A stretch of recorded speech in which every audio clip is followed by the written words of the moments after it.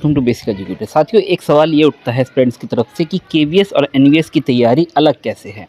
हम इसमें KVS, NVS और ईएमआरएस का कंपैरिजन करेंगे वीडियो में। स्पेशली ये वीडियो टीजीटी के लिए है, पीजीटी के लिए हम अगला वीडियो बना देंगे, बट जो टीजीटी की तैयारी में जो डिफरेंस है उसके ऊपर हम बात करेंगे। तो साथियों, इस प्रकार से आपको पता है कि केवीएस हो या एनवीएस हो, दोनों ही मिनिस्ट्री ऑफ एजुकेशन के अंतर्गत ऑटोनोमस ऑर्गेनाइजेशंस हैं, और आपका जो ईएमआरएस है वो आपका मिनिस्ट्री ऑफ ट्राइबल अफेयर्स के अंतर्गत नेस्ट एक ऑटोनोमस ऑर्गेनाइजेशन है, उन जो है वो नेस्ट ईएमआरएस स्कूलों का संचालन करता है। तो तीनों का ही जो एक तरीके से तीनों ही सेंट्रल गवर्नमेंट की जॉब हैं और तीनों के लिए ही एस्पिरेंट तैयार है। आपको पता है कि तीनों की ही रिक्रूटमेंट प्रस्तावित है, आगे पीछे आ सकती हैं, बस थोड़ा बहुत कुछ महीनों का डिफरेंस हो सकता है। बाकी जो रिक्रूटमेंट है वो तीनों की प्रस्तावित है, और जो साथ एलिजिबिलिटी क्राइटेरिया ऑलमोस्ट सब में सेम है। थोड़ा ईएमआरएस का डिफरेंट है, बाकी सब में सेम है। ईएमआरएस में आपको थोड़ा सा रिलैक्सेशन मिल जाता है, वहाँ पे जो परसेंटेज वाला क्राइटेरिया है वो नहीं रखा गया है। केवीएस एनवीएस में सेम परसेंटेज वाला क्राइटेरिया होता है, तो यहाँ पे थोड़ा सा कुछ कैंडिडेट्स जो हैं वो छट जाते हैं, जो कि सिर्फ ईएमआरएस के लिए एलिजिबल होंगे। बात करेंगे परीक्षा पैटर्न की, तो सबसे बड़ा यही असमंजस की स्थिति है साथियों के सामने कि अगर हमें तैयारी करनी है तो किसकी तैयारी करें, कैसे तैयारी करें। और दूसरी बात यह है कि अगर हम तैयारी करें तो यहाँ पे वेरिएशन कैसे करना है और डिफरेंस क्या है। तो सबसे पहले एग्ज़ाम पैटर्न पर जाते हैं हम।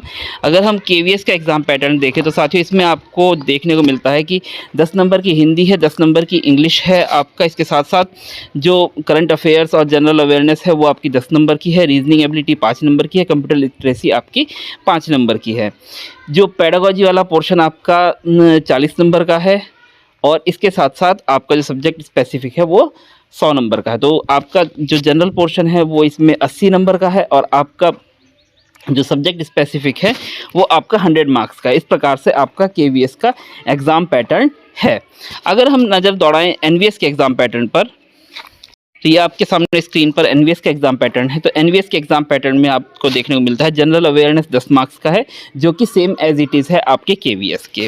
रीजनिंग एबिलिटी और नॉलेज ऑफ आईसीटी यानी कि कंप्यूटर और रीजनिंग एबिलिटी, तो रीजनिंग के यहाँ पे 10 क्वेश्चन है, आपके केवीएस में 5 क्वेश्चन है। आईसीटी की नॉलेज यानी कंप्यूटर की नॉलेज पर आपके केवीएस में 5 क्वेश्चन है, यहाँ पे 10 क्वेश्चन है। तो यहाँ पे आपको जो रीजनिंग है और आईसीटी यानी कंप्यूटर पर थोड़ा ज़्यादा काम करना होगा, पर मैं आपको बता दूँ कि आपको ऑलमोस्ट बहुत ज़्यादा आपको वेरिएशन के साथ नहीं पढ़ना होता है। तो जनरल अवेयरनेस के लिए भी आपको लगभग उतना ही पढ़ना है जितना केवीएस का है, उतना ही इसमें पढ़ना है, इसमें कोई बहुत बड़ा डिफरेंस नहीं है। रीजनिंग एबिलिटी आपकी केवीएस में 5 नंबर की है, नवोदय में आपकी, एनवीएस में आपकी 10 नंबर की है। तो रीजनिंग वाले क्वेश्चन जो है आपको थोड़े ज़्यादा तैयार करने होंगे, क्योंकि आपको केवीएस में सपोज 5 नंबर की रीजनिंग है, तो 5 में अगर आपने 2 भी बना दी, 3 ही बना दी, रीजनिंग आपकी कमज़ोर है, तब काम चल जाएगा। बट अगर आप 10 में से 2-3 बना के आ रहे हैं तो आपका मामला बिगड़ सकता है। तो यहाँ पर आपको रीजनिंग में थोड़ी ज़्यादा मेहनत करते हुए चलना है, अगर केवीएस एनवीएस की दोनों की तैयारी एक साथ लेकर आप चल रहे हैं। तो रीजनिंग पर आपको थोड़ा विशेष ध्यान देना है। अगर आप सिर्फ केवीएस की तैयारी कर रहे हैं तो अलग बात है, बाकी ऐसा तो होता नहीं है। एस्पिरेंट अगर आप हैं तो केवीएस एनवीएस दोनों की ही तैयारी कर रहे होंगे, तो आपको रीजनिंग पर थोड़ा और विशेष ध्यान देना होगा। इसके अलावा जो कंप्यूटर नॉलेज है यानी कि आईसीटी की जो नॉलेज है, उसमें आपको केवीएस में 5 क्वेश्चन देखने को मिलते हैं, नवोदय में आपको 10 क्वेश्चन देखने को मिल रहे हैं। तो यहाँ पे आपको आईसीटी पर भी आपको थोड़ा ज़्यादा काम करना है एज़ कम्पेयर टू केवीएस। तो यहाँ पे आपको आईसीटी पर थोड़ा ज़्यादा काम करना होगा अगर आप एनवीएस के लिए भी भर रहे हैं। और सिर्फ केवीएस के लिए जाना चाहते हैं तो फिर अलग बात है कि आपका यहाँ पे 20 नंबर बन रहा है रीजनिंग प्लस आईसीटी, और वहाँ पे आपका 10 नंबर बन रहा है, तो आधा हो जा रहा है। तो आप आधी मेहनत से भी काम चला सकते हैं। बट देखिए, मैं आपको बता दूँ कि आपको सिर्फ अपने 20% एफर्ट बढ़ाना है।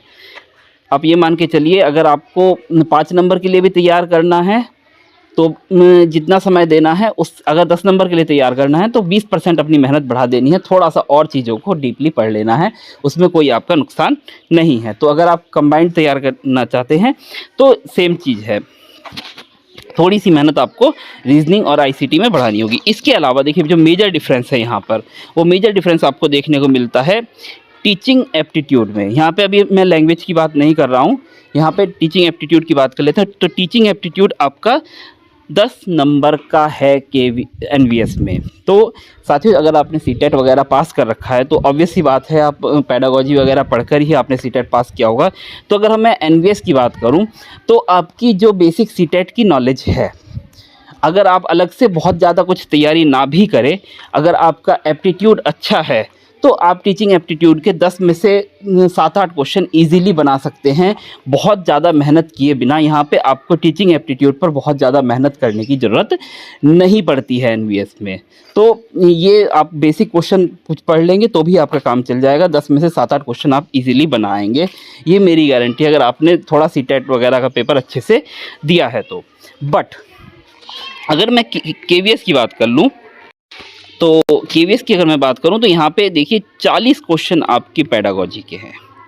यहाँ पे जो 40 क्वेश्चन है वो आपके पेडागोजी है। तो यहाँ पर केवीएस और एनवीएस की तैयारी में एक मेजर डिफरेंस यहाँ पर देखने को मिल जाता है। अगर आप केवीएस की तैयारी कर रहे हैं, देखिए एनवीएस की ओनली एनवीएस की तैयारी कर रहे हैं, तो अगर आप पेडागोजी उठाकर नहीं भी देखेंगे, मैं ये ऑनेस्टली बता रहा हूँ, अगर आपने सीटेट की परीक्षा थोड़ी सी सीरियसली दी है तो आप अगर पेडागोजी उठाकर नहीं भी देखेंगे तब भी 7-8 क्वेश्चन आप 10 में से बनाएंगे। बट अगर आप बात करें केवीएस की, तो केवीएस की अगर हम बात करें तो केवीएस में 40 क्वेश्चन आपके पेडागोजी के रखे गए हैं, जो कि एक बहुत बड़ा वेटेज रखता है 180 नंबर के पेपर में।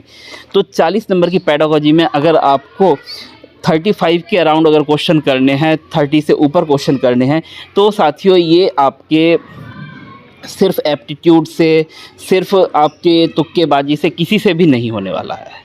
ये ऑनेस्टली मैं बता रहा हूँ।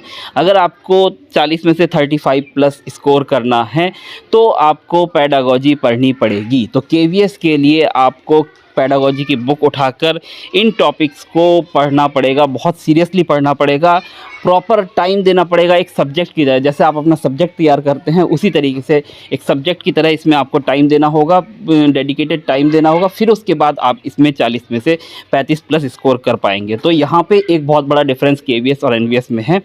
अगर आप सिर्फ एनवीएस के लिए जाना चाहते हैं तो मैं आपको नहीं बोलूँगा कि आप पेडागोजी पर अपना बहुत ज़्यादा टाइम डेडिकेट करें। आप नॉर्मल क्वेश्चंस होंगे, आप 10 में से 7-8 क्वेश्चन आराम से बनाएंगे। बट अगर आप केवीएस की तैयारी कर रहे हैं तो यहाँ पर आपको पेडागोजी पर विशेष ध्यान देना है। पूरी आप अपना एक जैसा सब्जेक्ट होता है, अपना जो स्पेसिफिक जो सब्जेक्ट है, जैसे Hindi, English, social science, math वगैरह जो भी सब्जेक्ट हैं, तो अगर वो जैसे आप तैयार करें उसी तरीके से आपको पेडागोजी एक सब्जेक्ट भी तैयार करना होगा। क्योंकि केवीएस में देखिए आपका 100 नंबर का अगर सब्जेक्ट है तो 40 नंबर की पेडागोजी है, तो बहुत बड़ा वेटेज रखता है ये। तो 180 नंबर में 40 नंबर बहुत वैल्यू है। तो आपको यहाँ पे मेजर डिफरेंस समझ में आ गया होगा कि केवीएस और एनवीएस में पेडागोजी में क्या डिफरेंस है। पेडागोजी के लिए डेडिकेटेड आपको क्लासेस लेनी होंगी, डेडिकेटेड आपको बुक तैयार करनी होगी, बुक पढ़नी होगी, तभी क्वेश्चन बनाने होंगे, तभी जाकर आप 35 में क्वेश्चन स्कोर करना सोच सकते हैं। तो यहाँ पर हो गया आपका पेडागोजी वाला पोर्शन। इसके बाद सब्जेक्ट स्पेसिफिक, देखिए केवीएस में सब्जेक्ट स्पेसिफिक जो है वो आपका 100 नंबर का है, और मैं अगर एनवीएस की बात करूं, तो सब्जेक्ट स्पेसिफिक यहाँ पर आपका 80 नंबर का है। तो यहाँ पे 100 और 80 बहुत बड़ा डिफरेंस नहीं है। तो सब्जेक्ट स्पेसिफिक जो तैयार करना है वो सबको तैयार करना ही होता है, बहुत अच्छे से तैयार करना होता है। यहीं पे जो है आपका डिफरेंस क्रिएट हो जाता है ना तैयारी करने वाले बच्चे के बीच में और एक तैयारी करने वाले बच्चे के बीच में। तो ये तो आपको सिलेबस पकड़ के तैयार करना ही है। और तैयारी करते हुए मैं बता भी रहा हूँ कि पैटर्न में चेंज के एनवीएस का तो नहीं होगा पैटर्न चेंज। एनवीएस का मैं पिछले कुछ समय से यही देख रहा हूँ, बस क्वेश्चन की संख्या बढ़ सकती है। इससे पहले 180 नंबर का पेपर हुआ था, इस बार 150 का कराया था, तो क्वेश्चनों की संख्या चेंज हो सकती है, बाकी पैटर्न ऑलमोस्ट सेम रहता है। केवीएस का पैटर्न में थोड़ा डिफरेंस आ सकता है, नेगेटिव मार्किंग वगैरह अगर लगती है तो पिछली बार नेगेटिव मार्किंग नहीं थी, इस बार नेगेटिव मतलब हाँ इस बार लग गई तो अलग बात है। तो उन सब चीज़ों में नहीं जाना है, आपको अपना सिलेबस पकड़ना है। सिलेबस में बहुत बड़ा डिफरेंस नहीं आता है, सिलेबस पकड़ना है और अपना जो सब्जेक्ट स्पेसिफिक जो है वो तैयारी करनी है, तो वो तो आपको करनी है। और मैं आपको बता दूं सब्जेक्ट स्पेसिफिक अगर सिलेबस तैयार करना है आपको, तो उसमें ये केवीएस हो एनवीएस हो, दोनों में आपकी जो तैयारी है वो एनसीईआरटी बेस्ड रहती है। तो आपको जो एनसीईआरटी किताबें उठानी हैं और सिलेबस की आउटलाइन को एनसीईआरटी से मैच करना है और उसके हिसाब से उन टॉपिक्स को तैयार करना है और हायर बुक से उन टॉपिक्स को एनरिच करना है। तो यहाँ पे जो सब्जेक्ट स्पेसिफिक जो तैयारी है केवीएस और एनवीएस में बहुत बड़ा डिफरेंस नहीं है। केवीएस और एनवीएस की सेम तैयारी सब्जेक्ट स्पेसिफिक आप कर सकते हैं, बहुत बड़ा डिफरेंस इसमें आपको नहीं देखने को मिलेगा। तो ये तो सब्जेक्ट स्पेसिफिक तैयारी आ गई। अब एक मेजर डिफरेंस आता है लैंग्वेज वाले पोर्शन में। अगर हम केवीएस की बात करें अगर हम केवीएस की बात करें तो यहाँ पे आपको लैंग्वेज में साथियों देखिए 10 नंबर की हिंदी और 10 नंबर की इंग्लिश देखने को मिल रही है। तो ऐसा होता है, हमारा जो देश है बहुभाषीय देश है, अलग-अलग जगहों पर अलग-अलग भाषाएँ इस्तेमाल होती हैं। कहीं पर हिंदी इस्तेमाल होती है, कहीं पर नहीं होती है। अब तमिलनाडु चले जाएँ, आप केरला चले जाएँ, आप महाराष्ट्र चले जाएँ, पश्चिम बंगाल चले जाएँ, आप असम चले जाएँ, तो वहाँ पे हिंदी इस्तेमाल नहीं होती, वहाँ की जो रीजनल लैंग्वेज है वो इस्तेमाल होती है। बट आपको केवीएस के एग्ज़ाम में भी हिंदी करना है, एनवीएस के भी एग्ज़ाम में भी हिंदी देना है, हिंदी भी और इंग्लिश भी। तो और अब हमारे जो हिंदी भाषी क्षेत्र हैं वहाँ पे काफ़ी सारे साथी ऐसे होते हैं जिनकी इंग्लिश कमज़ोर होती है। तो यहाँ पे एक प्रॉब्लम ये है कि केवीएस में तो यहाँ पे आपके लिए ईज़ी है मामला कि किसी साथी की इंग्लिश कमज़ोर है, हिंदी अच्छी है, तो भैया 10-10, 20 में से इंग्लिश में सपोज़ उसने 5 कर लिए, हिंदी में सपोज़ हिंदी भाषी क्षेत्र का है और इंग्लिश मान लिया मैंने किसी कैंडिडेट की कमज़ोर है, तो वो क्या करेगा, इंग्लिश में मान लीजिए 10 में से 5 कर लेगा और हिंदी में 10 में से 10 कराएगा, तो 20 में से उसके 15 क्वेश्चन बन गए, इसका काम हो गया, कोई दिक्कत नहीं है। 10 में से हो सकता है इंग्लिश में वो 10 में से 5 भी ना कर पाए, 2 ही कर पाए, तो टोटल 12 क्वेश्चन हो गए और बाकी सब्जेक्ट वगैरह में उसने बढ़िया कर दिया, उसका नंबर आ जाएगा, कोई प्रॉब्लम उसको नहीं आएगी। सपोज़ वो तमिलनाडु से बिलोंग करता है, केरला से बिलोंग करता है, आंध्र प्रदेश से बिलोंग करता है, पश्चिम बंगाल से बिलोंग करता है, असम से बिलोंग करता है, उसकी इंग्लिश बहुत अच्छी है बट हिंदी कमज़ोर है, तो यहाँ पे क्या होगा, इंग्लिश में उसने हाँ, इंग्लिश में उसने 10 में से 10 स्कोर कर लिया, बट हिंदी में वो सपोज़ 10 में से 2 स्कोर कर पाया, 3 स्कोर कर पाया, तो कोई दिक्कत नहीं है, बाकी सब्जेक्ट में वो अच्छा स्कोर करेगा और वो मेरिट में आ सकता है बाकी सब्जेक्ट्स में अपने परफॉर्मेंस के बेस पे। बट यहाँ पे डिफरेंस आ जाता है आपके एनवीएस में। केवीएस में आपको लैंग्वेज का ऐसा कुछ नहीं है, लैंग्वेज वाला पोर्शन दिया हुआ है बट वो क्वालिफाइंग नेचर का नहीं है, वो एग्रीगेट आपकी मेरिट में जुड़ेगा। किसी में आपने कम भी स्कोर किया है, किसी मतलब टॉपिक मतलब जैसे हिंदी या इंग्लिश में किसी में एक में कम भी स्कोर किया है तो आप बाकी सब्जेक्ट्स में अच्छा स्कोर करके उसको कवर अप कर सकते हैं, इसमें कोई प्रॉब्लम नहीं है क्योंकि इसमें कोई मिनिमम क्वालिफाइंग मार्क्स नहीं है केवीएस में। बट अगर हम एनवीएस की बात करें तो यहीं पे आपका मेजर डिफरेंस आपको देखने को मिल जाता है एनवीएस और केवीएस की तैयारी में।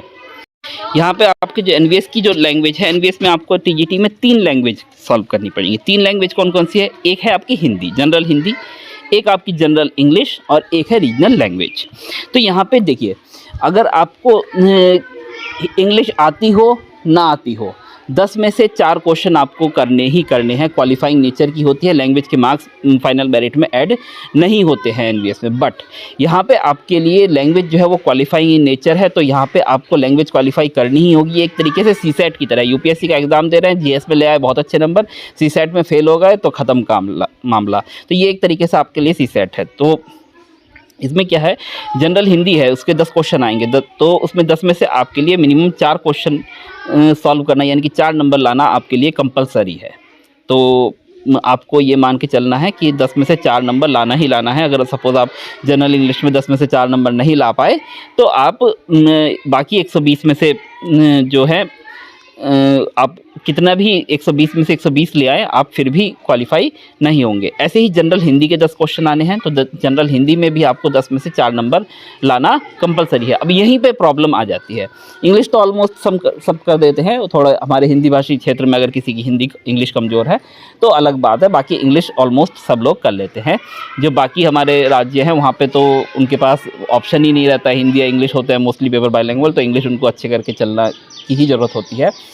तो यहाँ पे आती है मेजर प्रॉब्लम हिंदी वाली। तो हिंदी में क्या होगा, सपोज़ कोई बंगाल से है, कोई असम से है, कोई महाराष्ट्र से है, कोई तमिलनाडु से है, तो किसी की हिंदी मान लो कमज़ोर है, तो उसमें क्या होगा, अब 10 में से केवीएस में क्या है, वो 10 में से 2 क्वेश्चन कर ले, बाकी का सब्जेक्ट में अच्छा कर ले, वो फाइनल मेरिट में काउंट हो जाएगा। बट यहाँ पे सपोज़ कि अगर इंग्लिश हिंदी अच्छी नहीं है तो वो 10 में से 4 नंबर स्कोर नहीं कर पाया हिंदी में, तो वो डिसक्वालीफाई हो जाएगा, क्योंकि यहाँ पे लैंग्वेज क्वालिफाइंग है तो क्वालिफाई करना ज़रूरी है, भले ही उसके मार्क्स ऐड ना हो, हिंदी के एक भी नंबर ऐड ना हो, बट हिंदी के 4 नंबर अगर नहीं आए हैं तो आप डिसक्वालीफाई हैं। तो हिंदी में 4 नंबर लाओ या 10 नंबर लाओ, बात एक ही है, तो मिनिमम 4 नंबर लाना है। तो अन्य जो राज्य के जो कैंडिडेट्स हैं उनके लिए समस्या पैदा हो जाती है कि आपको हिंदी करनी ही करनी है। तो यहाँ पे एक मेजर डिफरेंस है केवीएस और एनवीएस की तैयारी में। अगर आपकी हिंदी अच्छी नहीं है, बिल्कुल आपको हिंदी समझ में ही नहीं आती, तो आप एनवीएस के लिए जाना ही मत, आपको केवीएस का एग्ज़ाम देना है सिर्फ, क्योंकि यहाँ पे एनवीएस में आपको हिंदी पास करना है। तो ये मान के चलिए आपको हिंदी पास करना है। दूसरी बात, रीजनल लैंग्वेज, 10 नंबर की आपकी रीजनल लैंग्वेज आती है। तो 10 नंबर की रीजनल लैंग्वेज में आप कोई भी, यहाँ पे 22 भाषाएं आपको दी हुई हैं, 19 भाषाएं आपको दी हुई हैं, तो इन 19 भाषाओं में से कोई भी एक रीजनल लैंग्वेज आप चुन सकते हैं। असमीज़ है, बंगाली है, गुजराती है, हिंदी, कन्नड़, मलयालम, जो भी चीज़ें हैं। तो इसमें हिंदी और इंग्लिश भी है। तो सपोज़ रीजनल लैंग्वेज चूज़ करनी है, कोई बंदा यूपी का है तो उसके लिए अलग से कोई रीजनल लैंग्वेज तो है नहीं, उसकी तो हिंदी ही है रीजनल लैंग्वेज। तो वो अपनी इच्छा अनुसार हिंदी या इंग्लिश में से कोई एक रीजनल लैंग्वेज वो चूज़ कर सकता है। अब सपोज़ कोई वेस्ट बंगाल से है तो वो अपनी रीजनल लैंग्वेज बंगाली चूज़ कर सकता है। बाकी ऐसा कोई कंपलसरी नहीं है कि वो वेस्ट बंगाल से है तो बंगाली ही चूज़ करेगा, वो इंग्लिश भी चूज़ कर सकता है अगर उसकी इंग्लिश अच्छी है। सपोज़ कोई गुजरात से है तो कोई ज़रूरी नहीं है कि वो गुजराती ही चूज़ करे, वो अगर उसकी हिंदी अच्छी है तो वो हिंदी चूज़ कर सकता है। तो यहाँ पर थर्ड जो लैंग्वेज है, मतलब रीजनल लैंग्वेज है, उसमें आपको ऑप्शन मिलता है कि आप जो भी भाषा जहाँ से बिलोंग करते हैं उस भाषा में आप उसको क्वेश्चंस को अटेम्प्ट कर पाए। तो यहाँ पे कोई प्रॉब्लम नहीं है रीजनल लैंग्वेज वाले पोर्शन में। कोई अगर अन्य सपोज़ तमिलनाडु से बिलोंग करता है तो यहाँ पे तमिल भाषा दी हुई है, तमिल में 10 में से उसको 4 क्वेश्चन अटेम्प्ट करने हैं और वो मतलब 10 में से 4 नंबर लाना है और वो जो है वो क्वालिफाई हो जाएगा। तो यहाँ पे मेजर डिफरेंस यही है केवीएस और एनवीएस में कि आपका जो लैंग्वेज वाला पोर्शन है, केवीएस में वो फाइनल मार्क्स में ऐड होता है बट वो क्वालिफाइंग इन नेचर नहीं है। तो आप लैंग्वेज में 20 में से 20 नंबर ले आएँ तो आपके फाइनल मेरिट में ऐड होंगे, आपको फ़ायदा मिलेगा, आपका सिलेक्शन के चांसेस बढ़ेंगे। बट आपकी लैंग्वेज वाला पोर्शन अच्छा नहीं है, आपकी हिंदी कमज़ोर है या इंग्लिश कमज़ोर है, आप हिंदी या इंग्लिश वाला कोई एक पोर्शन पूरा भी छोड़ दीजिए, बाकी सब्जेक्ट में अच्छे नंबर ले आइए, आपका फिर भी सिलेक्शन हो जाएगा। एनवीएस में क्या है, आपकी हिंदी इंग्लिश बहुत अच्छी है, आप 30 में से 30 नंबर ले आए, कोई फ़ायदा नहीं है। क्यों? क्योंकि वो मार्क्स जो है फाइनल मेरिट में ऐड नहीं होने हैं। बट इतनी बुरी है कि आप उसमें 4-4 नंबर, यानी कि जनरल हिंदी में 10 में से 4, जनरल इंग्लिश में 10 में से 4 और रीजनल लैंग्वेज में 10 में से 4, इतना अगर आप नहीं ला पा रहे हैं तो आप डिस्क्वालीफाई हो जाएंगे, आपका जो सिलेक्शन है वो नहीं होगा। तो यहाँ पे लैंग्वेज वाला एक बैरियर है एनवीएस में। तो अगर आपकी अन्य किसी राज्य से बिलोंग करते हैं, आपको हिंदी नहीं आती है, तो ये फिर यूज़लेस है एनवीएस का फॉर्म। आपको पहले अपनी हिंदी पर काम करना होगा। केवीएस के लिए ये शर्त नहीं है, केवीएस में आप हिंदी वाला 10 नंबर छोड़ भी देंगे तो भी आपको कोई प्रॉब्लम नहीं आएगी। अब आती है मार्क्स की बात। तो केवीएस में 180 नंबर का पूरा पेपर होता है और 180 नंबर में से ही आपकी मेरिट बनती है, कट ऑफ बनती है। बट एनवीएस में क्या है, एनवीएस में आपका 150 नंबर का पेपर होता है, बट जो 30 नंबर का जो लैंग्वेज वाला पोर्शन है वो आपका क्वालिफाइंग है, general Hindi, general English and regional language. तो उसमें 4-4-4 यानी कि 12 नंबर आपको लाने हैं, अलग अलग लाने हैं। ऐसा नहीं कि 30 में से टोटल 12, जनरल हिंदी में अलग 4 नंबर लाने हैं, जनरल इंग्लिश में अलग 4 नंबर लाने हैं, रीजनल लैंग्वेज में अलग 4 नंबर लाने हैं। बट वो फाइनल मेरिट में आपके ऐड नहीं होते हैं। तो उसमें आप ज़्यादा ले आए कम ले आए कोई फ़र्क नहीं पड़ता है, बट मिनिमम 4 लाने ही लाने हैं। बाकी आपकी जो मेरिट बनती है वो 120 में से बनती है एनवीएस में, केवीएस में आपकी 180 में से बनती है। एनवीएस में आपकी नेगेटिव मार्किंग है, केवीएस में आपकी नेगेटिव मार्किंग नहीं है।